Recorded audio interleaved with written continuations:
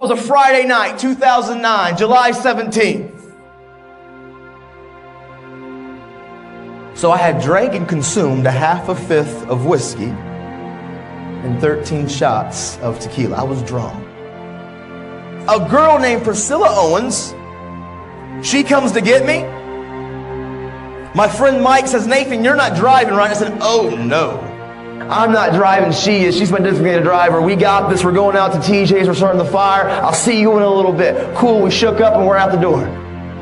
But in the process of leaving that bar to getting to the car, there's one question that I'm never going to probably ever have answered, and I can't quite put my finger on it. But somehow, when I left that bar, Priscilla gave me her keys. And I remember these next few moments. I remember the atmosphere. I remember what was being said. I remember everything, every part of it. I remember the shorts that I had on.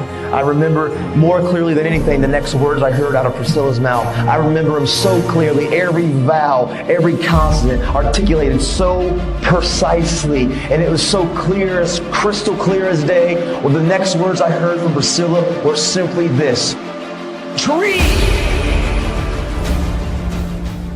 And when I hit that tree, that case of beer bottles that was behind her catapulted forward at impact. And that woman named Priscilla, who didn't have her seatbelt on, catapulted forward at impact. And that thing called the windshield in your car and that case of beer bottles met with Priscilla in between.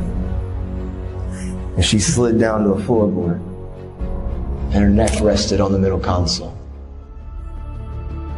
Today, I'm going to give my attitude all that I got. I'm going to give working on my character all that I got. I want to try to be responsible with all that I got. I want to be the best me with everything that I got, with all that I got. If we can every day look in the mirror and say, I don't need to be perfect, but I want to progress today. Every day, I'm going to get a little bit better. I promise you, accountability and transparency will change your life. As much as you want to sometimes isolate and be by yourself and think that you can do this on your own, you can't.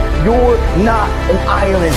You can't do this on your own. And yes, we gotta have our good friends. We need to have those people that can encourage us, but it's not just on a horizontal level. There has to be a vertical level. Those coaches, those mentors, those people that have been through some things in life, you need them in your life. You need counselors and people in your life that can see you and see your blind spots, because we normally in life, we will not see our blind spots.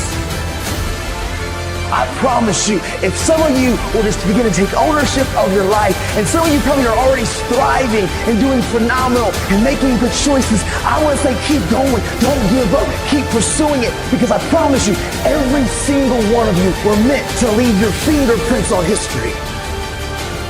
But I'm here to tell any of you in here, if you're battling, if you're struggling, you've got to know when to cut anchor and go on about your life, because you can't be letting people live rent-free up here. You can't be letting people hold you back. And who you surround yourself with matters. Because sometimes life can be tough. Life can be challenging.